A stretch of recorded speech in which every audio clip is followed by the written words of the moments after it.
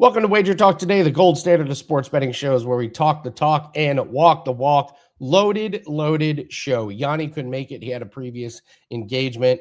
So Carm is jumping in at the end. We're going to talk a little soccer, but it's Friday, so we got to bring in Teddy Covers. We got to bring in Marco. Teddy's going to be breaking down a few MLB games. Marco's going to be breaking down a few WNBA games after. I don't want to be prison in the moment. I think that was the best WNBA regular season game I have ever seen last night between the Fever and the Aces. We'll get his thoughts, and we got to get Teddy's thoughts on the Hall of Fame game.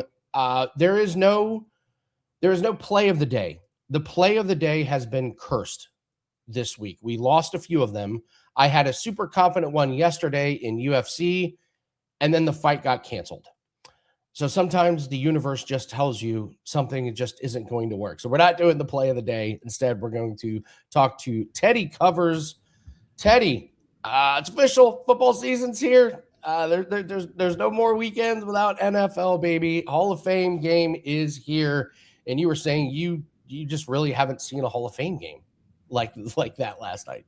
So first, let's start with this. What you said at the top is the single best piece of betting advice anyone's ever going to get. Okay, you've had a rough week with the plays at the start of the show. Free plays, all plays can't miss. Free plays, disaster.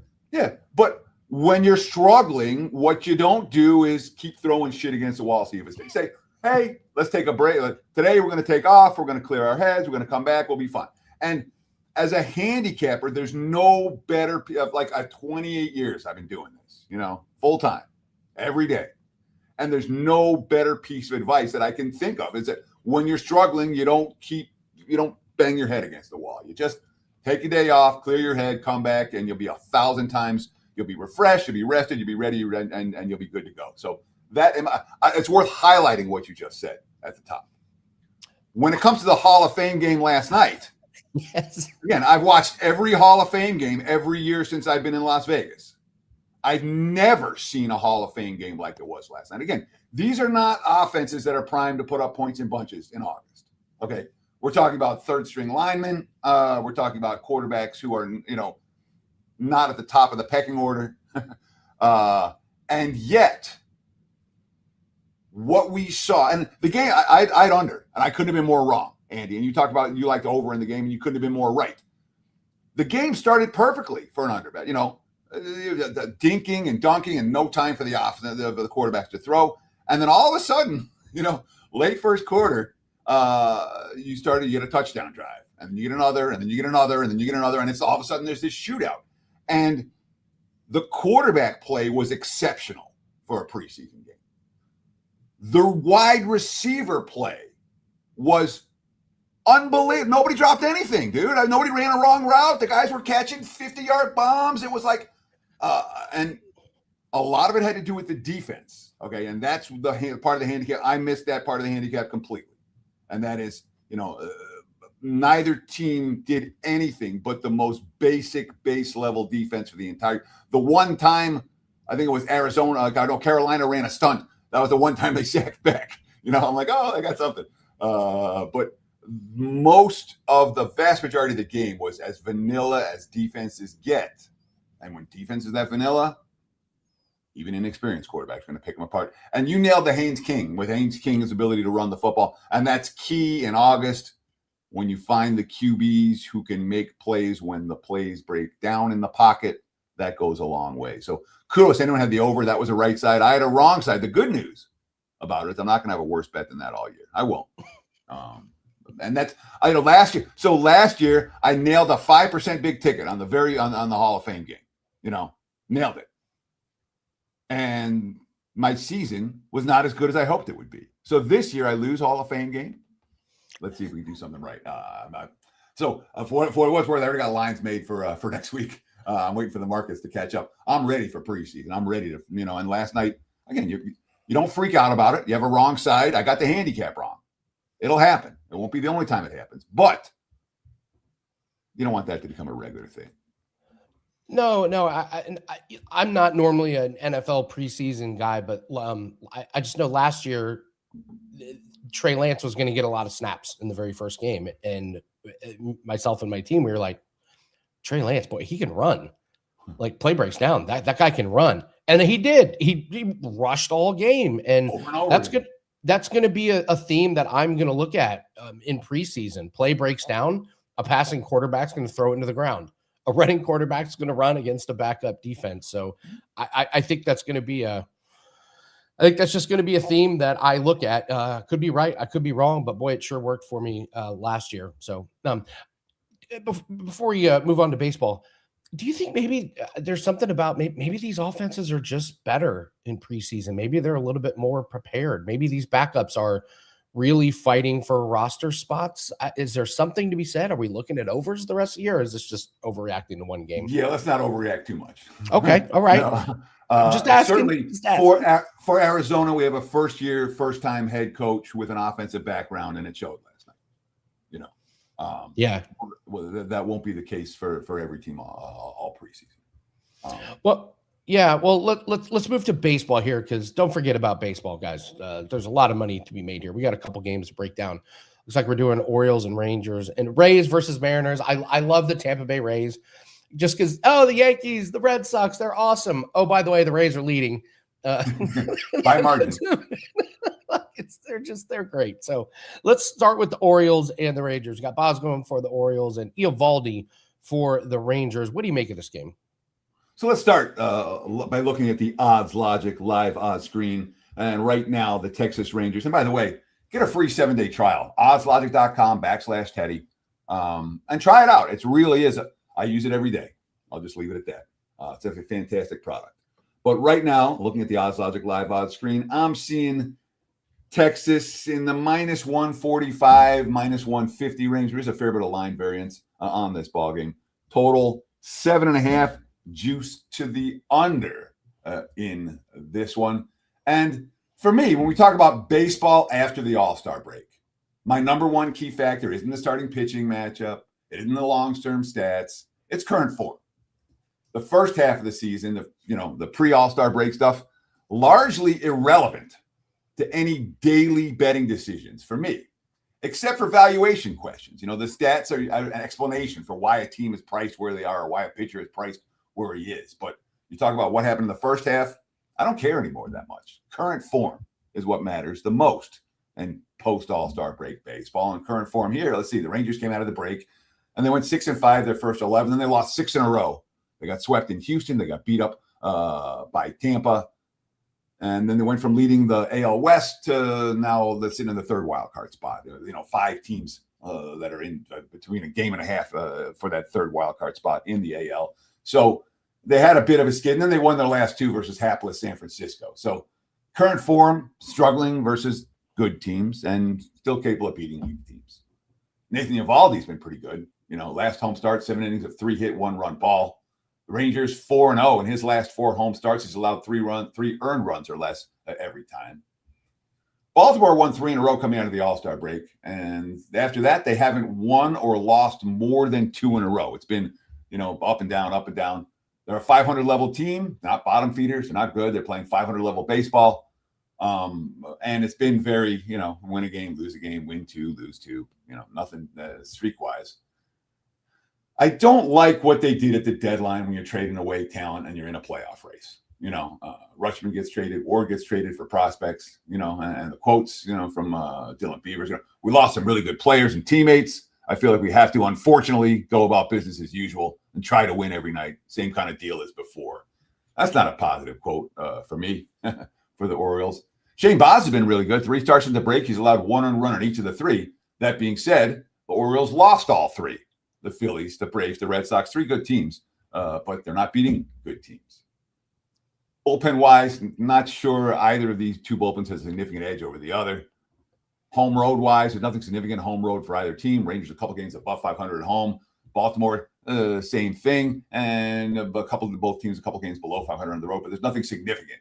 It's not like Texas is bet on in Arlington or Baltimore is bet against when they leave Cannon Yards. None of that really matters. So the lean here, with all that being said, is Texas at the favorite price.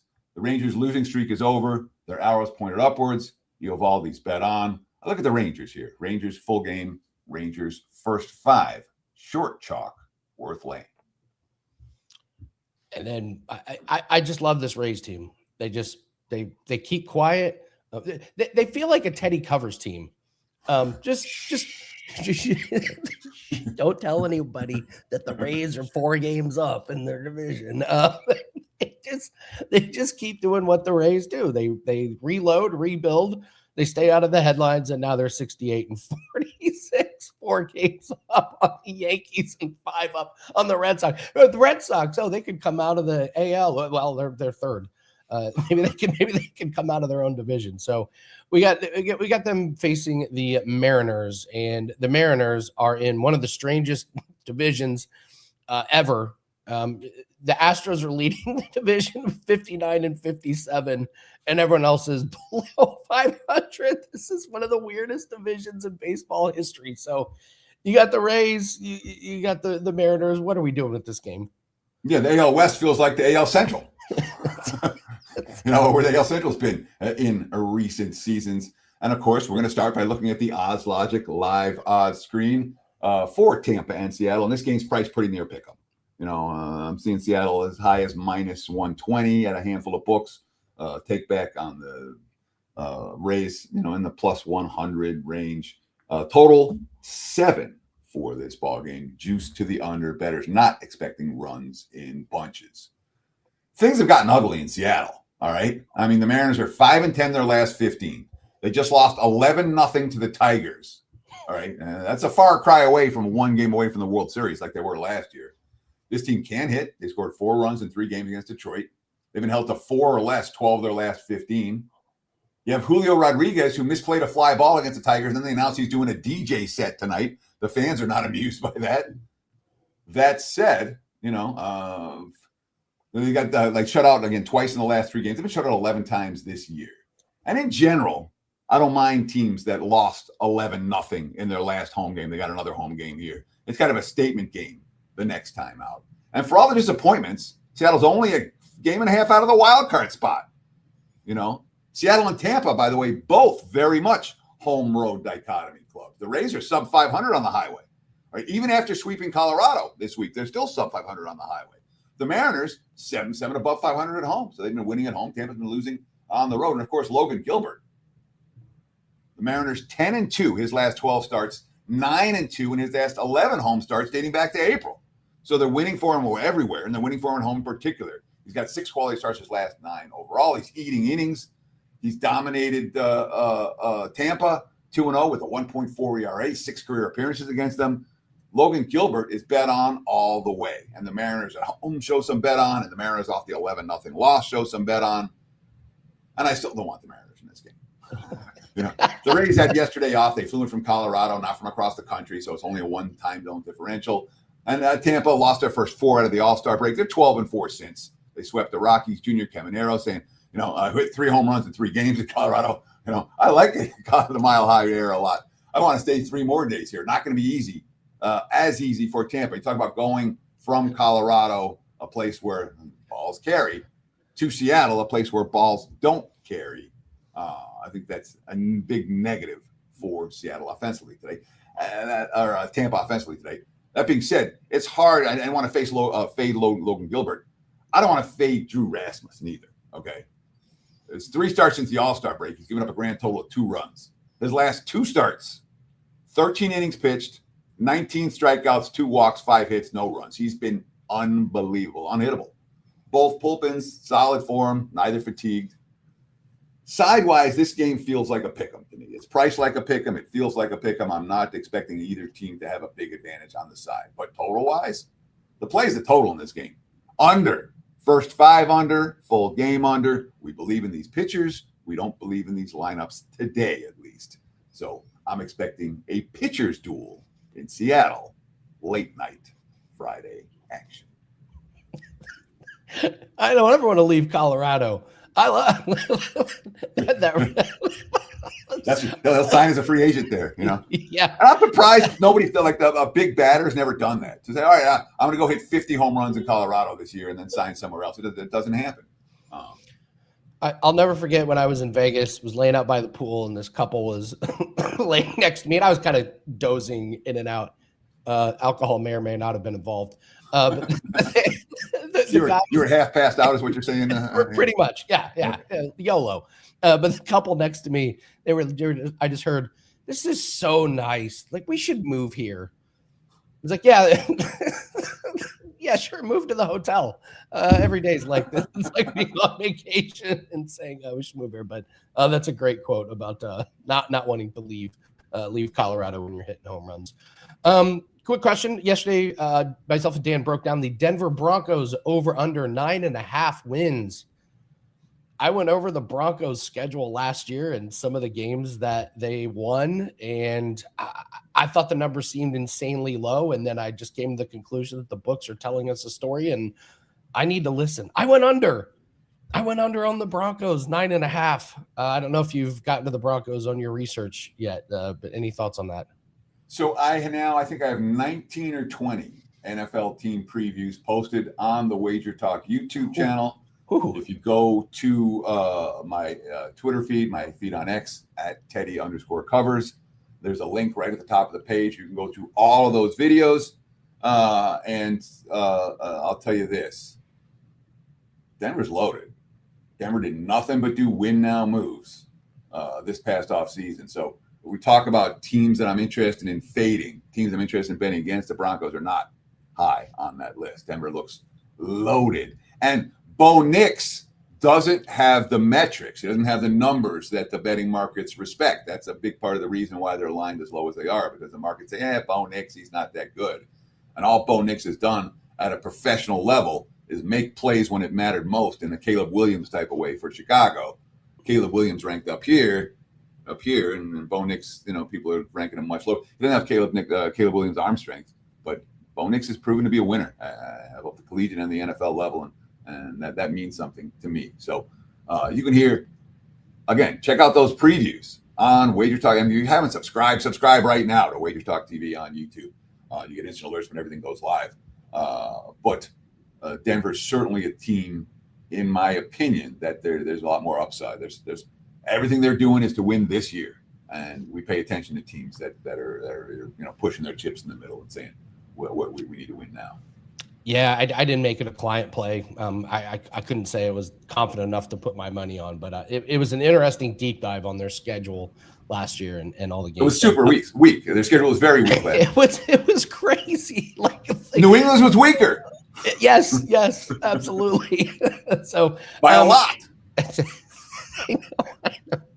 Oh man, the Broncos and the Patriots. Fascinating deep dives. So you're doing all of your NFL futures. That's one of the things you're known for. What else do you have up at WagerTalk and Wins Opening Line Report? Tell us about all that. Sure. So we have obviously the NFL opening, the NFL season win report is up and available right now on my page, wt.buzz/TC. We have a whole bunch of team preview videos, obviously. From a sales standpoint, like I said, I made my NFL preseason numbers. Now I'm waiting for the market to catch up. As soon as we see the numbers, the betting open for week 1 of the preseason, will be in action there. We're in action for MLB for tonight. A single best bet for the clients. We also have a 2% play that is free on my homepage tonight for Cincinnati, Washington, and MLB action. So a pair in MLB. The baseball has been very good. Plus 15 units, 75% over the past 8 days. So we're making money in MLB right now. We're looking forward to making money in football this next week. And obviously the opening line report, the first edition of the 2026 opening line report, will come on Monday. We'll talk about the NFL preseason openers and where we expect these numbers to move. Myself and Kelly in Vegas, live right here, WagerTalk TV, 8 a.m. Pacific time, 11 a.m. Eastern. Don't miss it. Yeah, don't miss it. Put it on your calendars. I never miss an episode of Opening Line Report. It's like when football season starts, it's legit how you start your week. You just listen to Opening Line. So Teddy, cannot wait for that. Thank you very much. And seriously, much appreciated for all the work that you do. Teddy puts in the work. It's one of the guys that will outwork just about everybody. So appreciate you for that. And thank you for all your time. So. Oh, shucks. Thanks, Andy. Have a great day. Teddy covers. Yes. Teddy covers. Thank you very much. Let's see. It's a busy day in tennis for us, and a busy day. PFL is tonight, and we've got UFC tomorrow. So that's what is up at our page.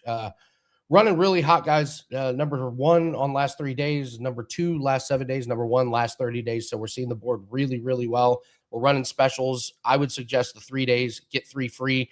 Shout out to Seth. Seth knows how to go head to head and do bets in the right way. So Seth and I went head to head, and if Seth won, then I had to give him a 3-day pass. If he lost, he had to get a 3-day pass. So Seth is forced to get 6 days of winning plays. What a bummer. Sorry, Seth, you're just locked into a couple of 5% plays. We do have a 5% UFC play that goes tonight, but we're going to be rooting on a lot of tennis. If you want to jump on board, be part of all of our all access action, that's at wt.buzz/AL. Do not get a play or like a 2-team package. Get the 3 days by 6 days, and you get 3 days free. It's $69. It's an absolute no-brainer. Get you from now all the way through the weekend and into next week. We have a lot of auto racing bets coming up. We got UFC, PFL. There's a 4% bare knuckle fighting championship play that is up. So a lot of really, really good things on WagerTalk.com. All right, Marco has just joined us in the nick of time, so we got to bring in Marco. Try not to be prisoner of the moment, Marco. I think that Fever Aces game last night was the best regular season game I watched in WNBA. I can't think of one off the top of my head that was better. It was pure cinema. It was incredible. I was texting last night with a bunch of friends that actually do like the WNBA like me, and that was exactly what I was saying. Is this is the game of the year, and it might have been, for me, the best game that I've personally watched, as well. And you talk about, everybody says, it's the quality of the WNBA and blah blah blah. We hear all of that. Last night was epic. I mean, you start from 20 points down. Okay. Indiana had a 20-point lead in the second quarter. And then Jackie Young actually, takes over the game. You had 3 different Aces players step up to save them in that game last night, because Jackie saved them in the second quarter, made the run before the half. Then it was Asia that put the team on her back into the fourth quarter, that, they kept them in that dogfight. And then here comes Chelsea Gray. I mean, I don't know the shot at the end of or to send it to overtime. I don't know how she made that shot with the scramble, the tip, get the ball to her. And then she finds a way to step into the 3. How did she get that shot off, stepping into a squared up 3 when, you got to be defending the perimeter? Unbelievable. It really was. It was just, it's just that was the WNBA at their best. Like, you had Caitlin Clark, you had Asia Wilson, you just had the career. It was a lot of fun. So we got a couple games going here tonight. Let's see. Sorry, I lost my notes. What's the first game we're going over? Sorry. I'm unprepared. You're unprepared for Valkyries tonight? Come on. Okay. So Dream and Mystics versus Valkyries and Wings. I got to be honest. The Valkyries, I'm fascinated by their turnaround, but we're going to start with the Dream and the Mystics, because this is the dream. This is the dream team, no pun intended, that I think maybe we thought could have the potential. They've won 6 out of 7. And yet here are the Mystics. They've won 5 straight, not against the worst competition in the league. So I don't think it's that big of a fluke. But you got 2 teams that are on hot streaks. And we see this in the WNBA, ups and downs. And you got 2 teams at the up here. But I like this dream. I just like this dream team. I think they got some real bite to them. What do you think? What do you think of this game? Well, I agree with you about the Dream. And coming into the season, I thought they were going to be one of the teams that was going to contend for the title. I thought they were going to be, they showed signs of it last year. I thought they were going to take that next step. But then they had that mid-season stretch there where they went in that slump. But You know what? We're going to look at this game. And if you remember last week, I talked about schedules and, I talked about looking at, previous meetings, when they played, what happened, and what the teams are doing currently with scheduling wise, because the WNBA has a lot of quirky scheduling and, got us 2 wins on the show last week. So let's see if we can do that again. And I'm going to point out Washington is a good defensive team. They like to play slow down offense and they play good defense. But if you look, they've gone over 4 of their last 5 games. But if you dig deeper into that, it's a result of what the schedule was. Their last 6 games, Andy, they had 2 different sets of back-to-back games. And I've preached about this. I don't like it when these teams play the back-to-back games. They played back-to-back against Golden State. They played back-to-back against Dallas. And when you play a team 2 games in a row, you seem to have a tendency for these games to go off script. And, a defensive team all of a sudden shows up and gives you a couple overs. And what that has done for us now is skewed the total because Washington was such an under team, they kept adjusting the numbers to balance it out. Well, now they're sending the numbers back the other way, overcompensating, and we got value again. And where the value is at is in the first half of this game. If you look at Atlanta, they're 10-3 to the under on the road in their first halves this season. Now, that's a strong angle just by itself. But then I look at Washington and I find that all of their games, whether it's home or away, they're 21-8 to the under in the first half. And if they're an underdog like they are tonight, that goes to 15-4 to the under. That's where I'm going, Andy. It ain't broke, don't fix it. Let's go ahead and take under. And I'm seeing it like 82.5 for the first half. All right, taking the under in that game. And this Valkyries team, I didn't see this coming. I've talked to Ski about this one. He was like, yeah, I thought they had some good players and some good moments, but last 6 games, this is your number 1 team defensively and number 4 in offense. That is a recipe to make a run at the championship. They're only a couple games behind your Aces, 3 behind the Lynx, and yet the Wings are only 2 behind the Valkyries. So what are your thoughts on these 2 teams in this matchup tonight? Yeah, I've been a big fan of Golden State all year. And the reason it starts with their defense. Okay. This is a team that, unlike probably 3/4 of the WNBA, they play defense and they frustrate you.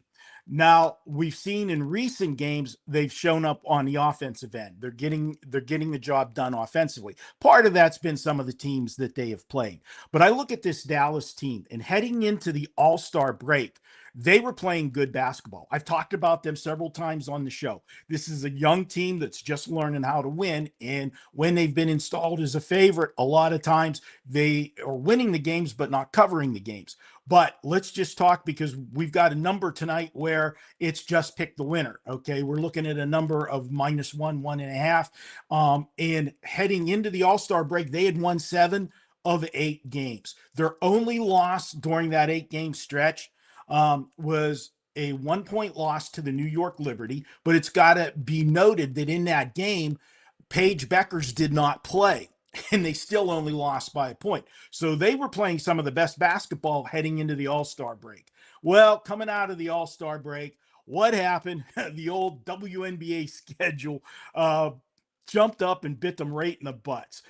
They've gone 1-3 after the All-Star break. And if you look at those 4 games after the All-Star break, they started with that red-hot Atlanta team that we talked about previously. They had a 1-point gut-wrenching home loss to Atlanta. Then what they had to do, they had to turn around, go on the road, and go to Washington. We talked about that on the show last week. We took Washington in that game. I thought it was a great spot, the old lose the same game twice scenario, and they did. But Dallas had to turn around from the Washington game, fly back home to play Connecticut, only to turn around and get back on a plane and go back to Washington. Why in God's name did they not just play back-to-back games in Washington instead of making them fly back there to play twice in a 3-game stretch? That was just stupid. It was bad spot for them, and that resulted in a 1-3 record. Now I think you're going to see the Dallas team that we saw before the All-Star break. They're back at home. They're focused on this game, and it is a big game because Golden State is the new kids on the block. They're trying to make a statement, but so is Dallas. And I'm going to go ahead and take them here. And I love to look at previous meetings. I know what happened in the past has no bearing on the future, but I like to look for an asterisk in that first game. And you want to talk about an asterisk? When they met the first time, Dallas was coming off of playing a game at home where they won by 30 points against my Las Vegas Aces, 96-66. This was earlier in the season. It was June 15th. They then had to turn around and fly cross country, go to play at Golden State. We talked about those first games of road trips in Golden State, how tough they are for teams. They lost that game by 11 points. This was a young team that was feeling fat and sassy after that big win against the Aces. I think you get a focused team tonight, and we see the real Dallas team. And I'll throw one more at you. We've got an WNBA angle that home teams that are coming off a loss as a favorite, and they're playing just their 5th game in a 14-day period. And the reason they qualify is because they had all those days off for the All-Star break. So this is 5 games or less in 14 days. Those teams in the WNBA since 2022, 66-23 straight up. Go ahead, give me Dallas tonight. We don't have to really worry about the point spread. They just got to win it. And I think this is their statement game tonight.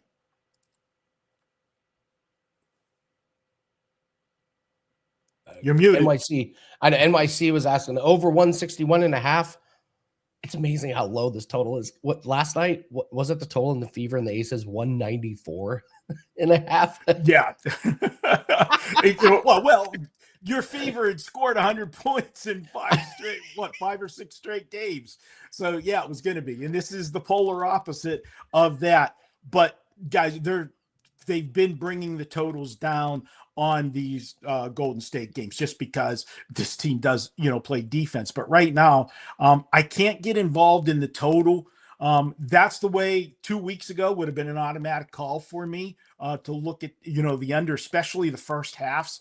The Golden State games first halves have been dynamite going under. But because they've suddenly found an offense, Andy, we got to recalibrate all of our handicapping with them. And that's a handicapping lesson. Don't lock yourself into something that's, that you've seen because you saw it in the first month of the season. Doesn't mean that's going to be the same situation the whole way through the year. Yeah, especially WNBA. Player props, especially. I've had a nightmare year. I stopped doing them weeks ago just because they're so up and down with the player props. I cannot get into a flow. So money lines, totals, and spreads for me. So Rob always wants to know your thoughts for the ponies this weekend. Marco, do you have any thoughts?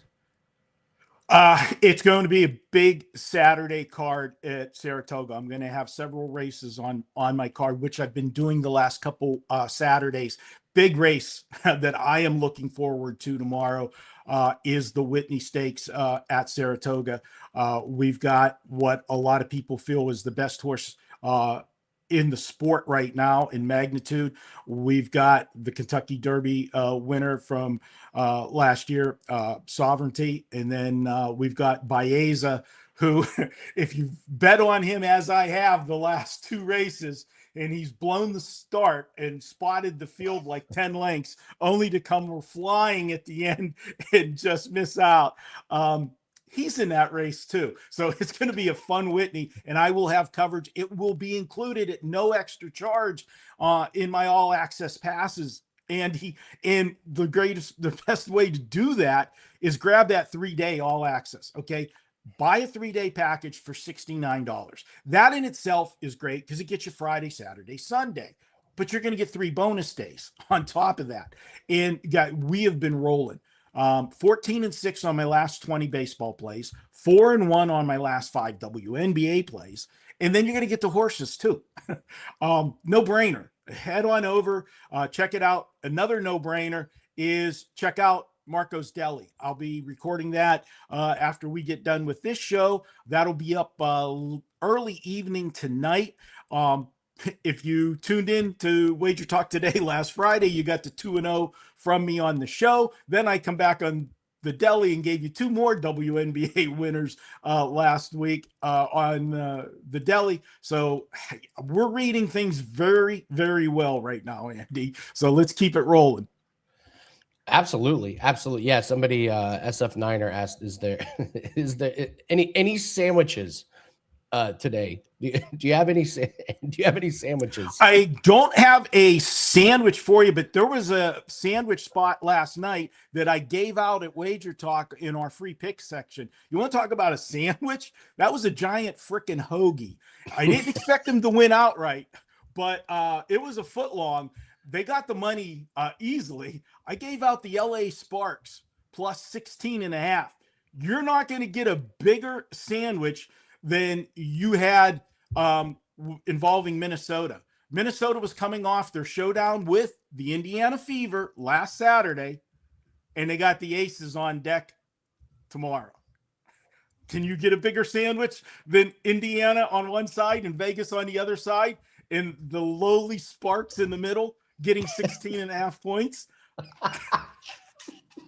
The Sparks win the game outright. Yeah, you got to sprinkle that money line. Absolutely. So while we have you here, Marco, so yesterday on the show, Gianni and I liked the Fever. The Wise Guys liked the Aces. So Gianni and I went head to head against the Wise Guys, and we called ourselves the Schmize Guys. And so we're going to give away a free 3-day pass. That was our 3-day pass. So whoever picked the Wise Guys was eligible. And congratulations to Mac Hudson. You are getting a free 3-day pass who picked the Wise Guys. I thought the Schmize Guys were looking good when we were up by 20, but the Schmize Guys go down. Schmize Guys go down. What are you going to do? So, all right, Marco. Well, it's always a good day when you and I are running hot. So take advantage of Marco's plays, and good luck on the ponies this weekend, Marco. Have a great weekend, man, my friend. All right, guys, let's cash some tickets. I'll see you on the Deli later. All right, Marco D'Angelo. Don't forget to check out his deli, not his actual deli. He doesn't own a deli. I wish he did. Because my God, Carm, can you let's bring in Carmine. Carmine, can you imagine if Marco owned a deli? How good? Yeah, it would be awesome. Listen, he's never even offered me a deli sandwich. I haven't even been invited to his house for the numerous times that I've gone to dinner with him in Vegas. This guy's got a pool. I saw once a crane lifting this hot tub into his backyard. I think he's got like a 1-mile track there too, where he races some horses in between the 1 o'clock and 4 p.m. games of football. But one day I'll get the invite from him. I having wings with Marco was one of the bucket list things. I got to have wings with Marco out in Vegas, so that was really cool. So first off, have you recuperated from your insane run at the World Cup? Have the books cut you off? Do you have bookies mad at you from all their clients winning all the plays? What's been the aftermath of your World Cup? It's been good. I took a few days off. We had an account set up at DraftKings because a bunch of Lawrence's friends and mine, they just wanted to follow along. So they all sent me a few thousand, and I loaded into the account and was playing along, and our limits were cut right before the semifinals. Tried to bet the Spain-France game, and we had $18 that we could put on the game. So a whole $18. Yes, like a whole $18. So I'm thankful. But you know what I mean? I took a few days off, Andy, and you know it. You do this show every single day, and you do an absolutely phenomenal job of it. And then the free play videos and what have you. And you know, I did like 5 or 6 weeks of daily videos on the shows, loading plays, watching games. I did so much content that I burnt out. I took a few days off and came back, and now the League's Cup is going on before the European season starts. And I love tournaments. I don't know what it is, but I'm off to like a 5-0 start in League's Cup. So I'm pretty happy about that. Beautiful. All right. Well, let's talk a couple of these games, and then you're bringing a NFL futures bet. I'm going to break down Yes. Colson Loveland, the player prop that was viewer submitted. But let's talk a couple of games here for the League's Cup. First off, explain what the League's Cup is and break down these games for us. So every season, all the Liga MX teams from Mexico and an assortment, not all the MLS teams, of course, because there are 30 plus MLS teams, play in a competition called the League's Cup. So the way it's set up is there are two different conferences. One is all the Mexican teams in one is all the MLS teams in another. And the top four, after 3 games in each conference, advance to the quarterfinals, and it's sort of a crossover one from there. You know, one of the toughest things with these ones, and people find it tough. I don't, because I come into these competitions, this one and the CONCACAF Champions League, which is like the European Champions League, but for CONCACAF teams, which is the Mexican teams, some of the other island teams, and of course the MLS teams, is you have to understand the seasons and how they work. So just quickly go over this. Champions League, normally Mexican teams dominate in that because it takes place starting in February and March, and the MLS seasons haven't even started yet. So a lot of the teams are behind the 8 ball. This League's Cup, MLS teams, and you're seeing them win a majority of the games. And that is because MLS is in the middle of their season, and Mexico has 2 seasons, the Clausura and the Apertura. So they just recently finished one back in May, and then they had like 3 or 4 months off, or a couple months off. And now their new season has just started. So these teams aren't into full gear as of yet. And so the MLS teams have an advantage, I think, in those games. And a majority of the games are being played in the U.S., although this year a couple of games are being played in Mexico. So you have to look at that when you're handicapping these games and say, like, okay, well, this is a very good Mexican team with a lot of history to it. Why is this line where it is? And understand that they may have only a couple games into those legs and aren't ready for 90 minutes of play. And I've used that thus far to jump out to a 5-0 lead. And then sometimes it's doing research. Seattle played the other night, Andy, in Mexico at Azteca Stadium. And what people didn't know, or they played in Mexico, what people didn't know was that Seattle was missing quite a few players. It wasn't listed anywhere. I was able to, in following the MLS, know that they called up a bunch of their players from their next gen pro team, which is basically like a League 2 team, the Tacoma Defiance.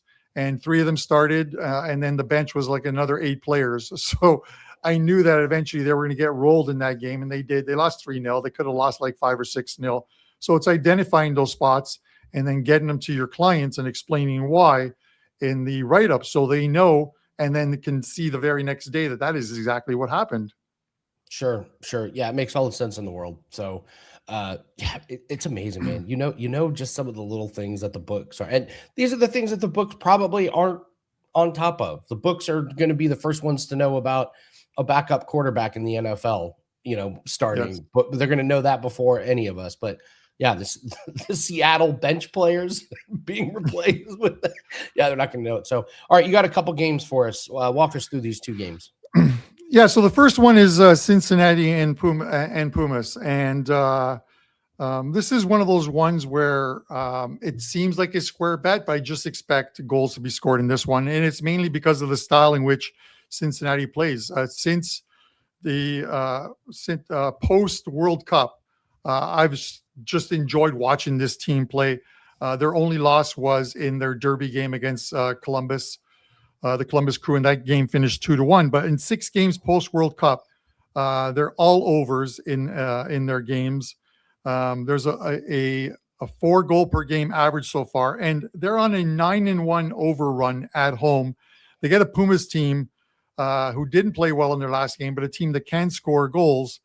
And this one shapes up again. When you need the points, you're not going to sit back and look for a point and try and eke out The way these are set up, if it's tied after 90 minutes, they go straight to penalty kicks because they need a winner.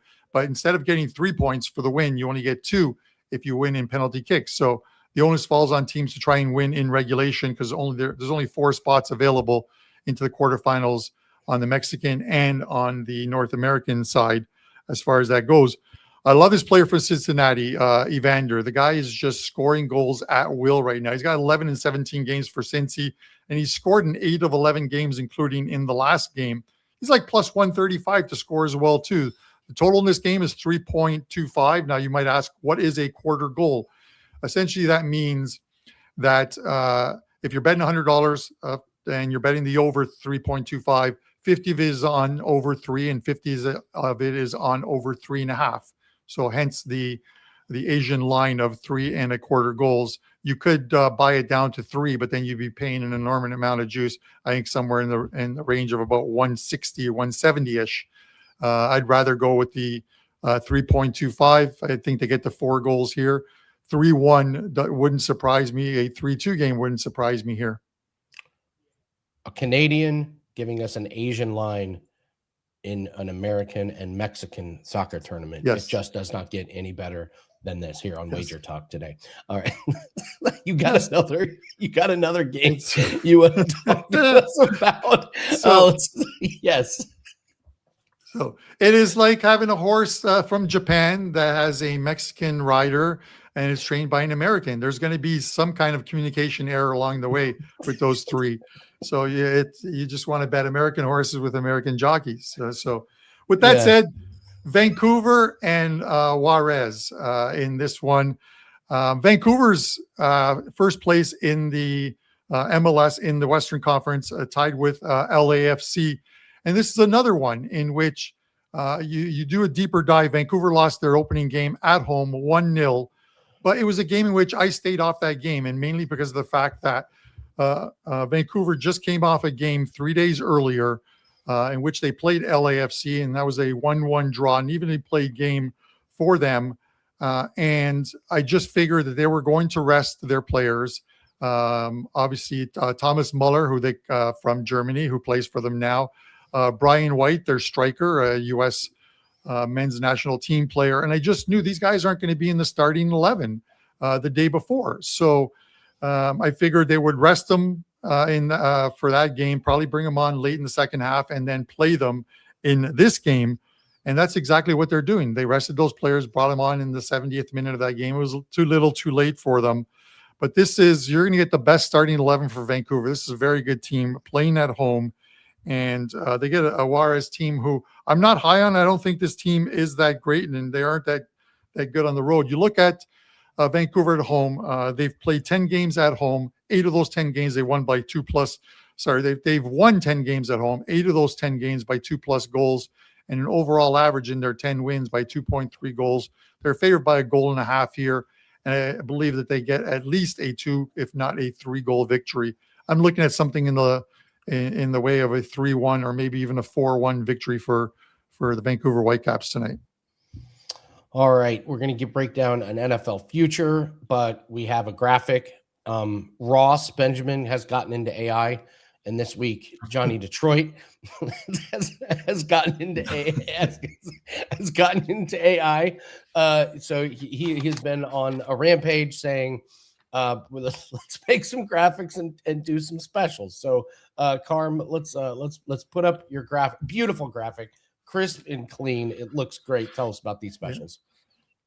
Yeah, I'm loving sort of the AI stuff. It makes an old guy like me actually seem like he knows what he's doing. But three really good promos. Obviously, the one in the middle, the 3+3, is a staple across WagerTalk for all cappers. But buy 3 days, get 3 free. The rest of 2026, all access. And obviously, the new soccer seasons are starting in Europe. And of course, MLS and this tournament, Champions League, Europa League, a lot of tournaments as well, too. NFL, looking for a big NFL season. College football, I had a very good college football season last year. I believe I was 5th amongst all WagerTalk cappers and finished on like an 18-3 run. And of course, NHL hockey around the corner. Myself and my co-host, Andrew McInnes, waiting to get puck time back on the air. So you're going to get every single play to the end of 2026 on those sports and anything else that I do for that $7.99. And if you just want soccer, $150 off with code year150 off a 1-year soccer all access package. And we had a lot of people that took advantage of the World Cup package, and we had a phenomenal time of it, over 70 units of profit. And even across, since the World Cup's been over, the last 60 days, 78.44 units of profit for me, which is number one at WagerTalk. Great stuff. Having fun with AI. I will play one for you. This was Carm during the World Cup.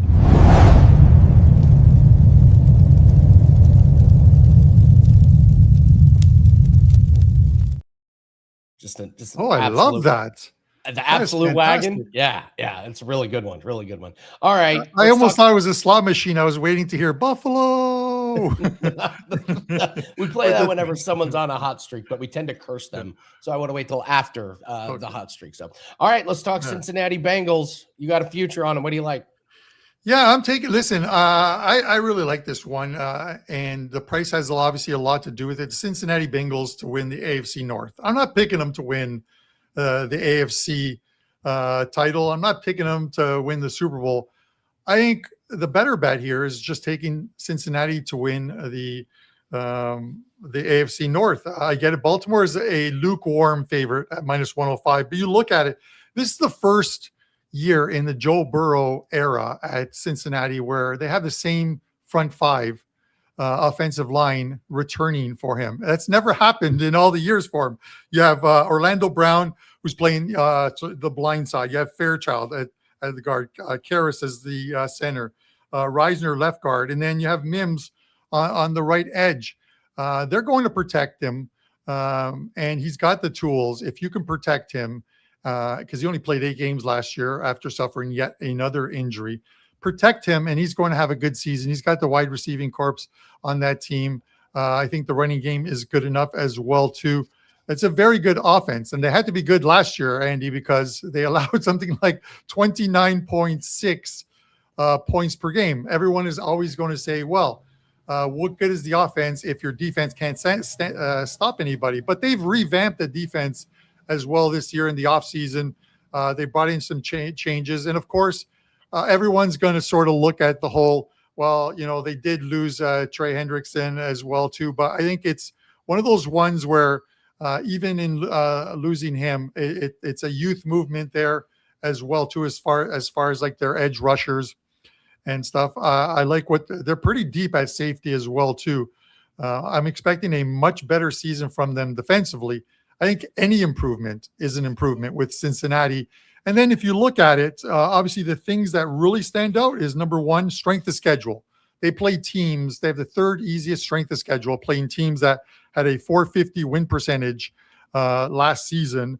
And then you look at, I'm a big proponent of, listen, when you look at your schedule, I want to play all of my tough games at the beginning of the season when everyone is healthy. And if you look at Cincinnati, they start their season off by playing Tampa Bay, Houston, Pittsburgh, Jacksonville, and then they play Miami. Okay, that's not a tough one. And then they head into the bye week. So, you know what I mean? A tough one. And even if they come out of that at 3-1, which would be saying a lot, or 4-1, they're on their way to winning this division, which probably doesn't get settled to the end because of the games at the end. But you look at the Ravens start pretty easy. Indy, New Orleans, Dallas, and Tennessee at home, Atlanta, and then they play Cleveland. But before the Cincy game, and then Cincy goes on a bye week and then comes off the bye week and plays Baltimore. A huge advantage for Cincinnati in that, having a bye week before that, with you looking at the Ravens going through a the Bermuda Triangle, having to play Cincinnati and then Buffalo and then Jacksonville and then the LA Chargers, who may have the best defense in the league as far as I'm concerned. It's tough sledding for Baltimore this year. I say Cincinnati gets it done and wins the division title at +184. You could, because of the schedule, Andy, you could wait it out a couple of weeks and get a much better price on Cincinnati And if you're getting anywhere plus 200 to 230, 240, you only have to be right a third of the time. So to make this a value play. That defense was so bad last year. Like you said, No. just be a little bit competent. A touch competent. So no. All right. Carmine Bianco absolutely dominated the World Cup. Still crushing it in soccer. So appreciate you jumping on last minute, Carm. Best of luck. Have a great weekend. Thanks, man. You as well too. Take care. Thanks, guys. All right, Carmine Bianco coming in at the last second. We're going to break down an NFL futures. Pretty good day for flex picks today and tomorrow for myself. If you use your flex picks today, it's a good one. Tomorrow, even better, because we got a 5% UFC bet that goes up. Have not decided if I want to put an MLB play up tonight or not. But we have PFL tonight, so we have a lot of plays. So you can get 3 days, get 3 days free. That's the best special that we're running. That runs out at the end of the month. So limited time to get that one. Number one, look at the leaderboard. Number one, 3 days. Number two, 7. Number one, 30 days. So all access clients doing well. All right, let's break down our viewer suggestion for the futures in NFL. We're breaking down Colston Loveland for the Chicago Bears. JH, I'm wondering if you got an opinion on this one. JH is running the sticks. Appreciate that. 824.5 is the number for the receiving yards. So here are the notes that I have for Loveland. He had 278 in the last 4 games of the season and 118 against the Cincinnati Bengals. So a lot of his production came from 5 games. But he was a rookie, and rookie tight ends traditionally don't do that well. And he got off to a slow start, but he was fantastic down the stretch. He was great in the playoffs against the Packers. Only had 56 yards against the Rams, but it's the Rams. My trouble with getting to the over, there's a couple things. The first is this offense spreads the ball around. It's very successful, but they have a lot of weapons. They have Roma Dunze. They have Luther Burden, who is like the sexy fantasy football sleeper. They have Khalif Raymond that they brought in. Cole Kmet is still there. And don't forget about Swift and Monangai with the running backs. Caleb Williams can use his legs as well. Now, he did lead the team with receiving yards last year, but only 713, and they lose DJ Moore, so there might be some more opportunities there. His average yards per catch got better as the season went along. Any injuries to him, this goes under. I think this is lined about perfect. If he plays 16, 17 games, I think he's so good that he goes over. But this is an offense that has a lot of weapons. They're going to spread the ball out. Any injury and it goes under. There's no way I can take an over on this one, even though he's got the talent to do it. He's got to play all of the games. He's got to lead this team in receiving. So it's a lean to the under. But, man, I would love to have this guy on my fantasy team. My very first fantasy football draft is Sunday. And Loveland is a guy I'm looking to target. I'm also looking to target Chase Brown of the Bengals. And Amon-Ra St. Brown is always my guy. I always try to draft that guy in the first one. So, all right. Thanks very much, guys. Great week of shows. Thank you to all the guests. Thank you to you guys in the chat. Don't forget to use your flex passes. Don't forget, we got that 3-day special. You get 3 days free, only $69. It gets you 6 days. We got a monster loaded card for this weekend for, at least for myself and clients. We got auto racing. We got UFC, BKFC, PFL, MLB, WNBA, all that and much, much more. Thank you very much for joining. Don't forget to like and subscribe to the channel. If you haven't subscribed, what are you doing? Over 250,000 people have already subscribed. Hit the bell. You get notified when shows go live and when videos get put up. We're going to be back Monday to break down everything that happened over the weekend and get you ready for a week of profits. Thank you very much. Good luck on your bets. We'll see you everyone Monday. Take care.